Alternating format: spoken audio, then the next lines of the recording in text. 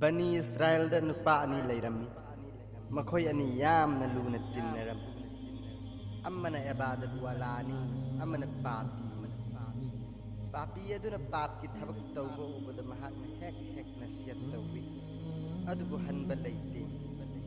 yamna hayruraga Allah da sinnaw Allah na kokpi gani hekta hayragi nongmadi papi aduna kahena pap ki thabak tawrakpada ibadat wala aduna hayragi khuda ki kasam nang Allah na sukok laroy jannat sujat laroy matam khara layraga makhoi ani maksire aduga Allah gi mangda leplori Allah na papi aduda hayragi he nupa nang ai gi thaujandagi chatlo jannata adugi matungda Allah na ibadat wala aduda hayragi nang na kasam charaga jannat chatloi haiba nahaki marab adu aina jannat chathankhre nahak kari tawba ngammi nupa aduna kumlagi ay kari su tawba ngamde Allah na hayragi nang na kari gi kasam chari bano ay gi thawda khuthin jilli bano jannat chathandaba guna kokpi deba ay gi thawni he farista ukro nupa si aduga jahannam dalang tharuro aduna ay khoisu afaba tawba boyu fattaba tawba boyu maram asina mi mada jannat chatkani chatloi haibna khuding magase Allah gi thunjam digi khuding magoi gadori ban bunsi chuppa ibadat tawduna lakpa nupa adu hairoi de bo hai khara hairu digi mahak dozakhi oiki haibu namde karamba misan mapugi thawjal phangjagadori bano aduga karamba misan mapugi thawjal phangloi dawri bano mapu ki thawjal yaudana kari soiba yaroi dawribani mapu mahaki thawjal phangnadaba matam khudingda picture nonjana laigadabani mapu buntoina kawgadabani chawjanganjaba tawroidabani chawjanganjaba si Allah na yamna pamde aidi ibadat yamna tawre haiduna chawjangamjarabadi shaitanna thakna palgi langda thurabani dozakhta chingthaba yaragani haiduna shaitanna yamna harawragani bedin fawbada mahak dozakhini haiba yade maramdi mahakna sidringaida thenglabasu thengna iman puraklabadi mahak dozakhi oiraroi aikhoina yamna oktre haina uriba mi adu mahaki afaba amal amagi maramdagi Allah na thawjan birabadi mahaki ingle ibadat yamna tawjarabasu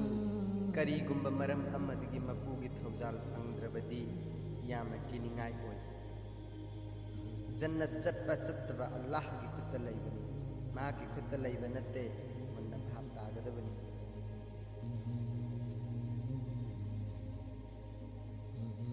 miyoi bai khoi ase soidaba ngamde hekta soiroi maram aduna asoiba sing adu mutkinaba neki gi thabak yamna tawgadaba neki phangani haiba thabak khuding mak ngamliba makhai lemna thadokoidabani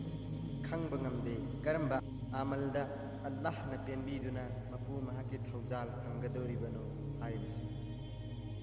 arumba pot ama thangatpada mateng pangbirambasu nekini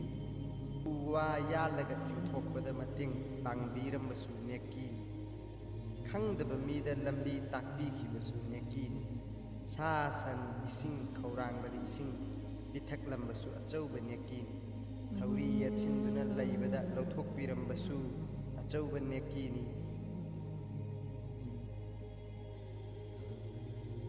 warem ngangbagi matangda Hazrat Abu Hurairah dagi lakpa warini madudi Huzur sallallahu alaihi wasallam hairamni miyoiba singi Islam gi fazabadi warem ngangbagi kanagumba amana afaba musalman ama hoige hairabagi warem ngangba hadokadabani aduga napalgi dandi matang sosumna hairami kayamat ki numitta napal tawba mising adu kakchingumna pikhallaga loina punsillaga dojakta thadagani aduga dojaki singi e nai ithakani hadista lagi kanagumba momin amana momin amagi awaba kokhallabadi अल्लाहना महाकी आखिरत की अवाबसिंग कोक्पीगनी कनागुंबा अमना कनागुंबा अमगी लैते लायरबगी अवाब कोखल्लबदी अल्लाहना महाकु दुनिया अमसुंग आखिरत की अवाब कोखंबीगनी कनागुंबा अमना कनागुंबा अमगी अरोनबगु खुमजिनबीरबदी अल्लाहना महाकी अरोनबगु खुमजिनबीगनी अल्लाह दी बंदा की मतेंग अदुम पांगनी बंदाना महाकी भाई बंदा अमगी मतेंग पांगलिब मखै अल्लाह की रसूल न फोंग लाउरी कनागुंबना दुनिया की माई पाकपा महाकी मांगद लेफल्लगे हायरबदी अमसुंग आखिरत की नुंगाइबा महाकी सरुक्त लाखल्लगे हायरबदी नहाकी फिबम सोकलब मुसलमान बहाई अदुगी मतेंग तौबी अवा अनंगी लांग थूदुना लैरिबदु लौथोकपियु मीगी लंदोन ngauduna चेलिबा मी अदु अंगंबा मवंग मतेंग पांगपियु नंगी लंदोन लैखिबा ओइरबदी थादोकपियु अदुगी मतुंगदा मपू महाकी थौजाल करमना लाकपा येगु दुनिया की इज्जत नमांग लेपलगनी आखिरत की माई पाकपा नंगी सरुक्त लाकनी कयामत की नुमित्ता नंगोंद लाकदबा मखल कया की अवाबसिंग अदु नहाकना तौखिबा सदका दिलासिंग अदुना ngakthokragani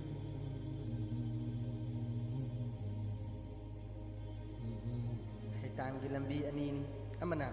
नापल की लंबी कौवी अदुगा अमना मिंगचत लंबी कौवी नापल लंबी असिना ऐदी हैरे सिंगले हाइना खंजरिबा वंगांगदा संगांगदा ऐ हाइबा वहाई सिजिन्नरक्लबा मियोइसिंगी दमक्तनी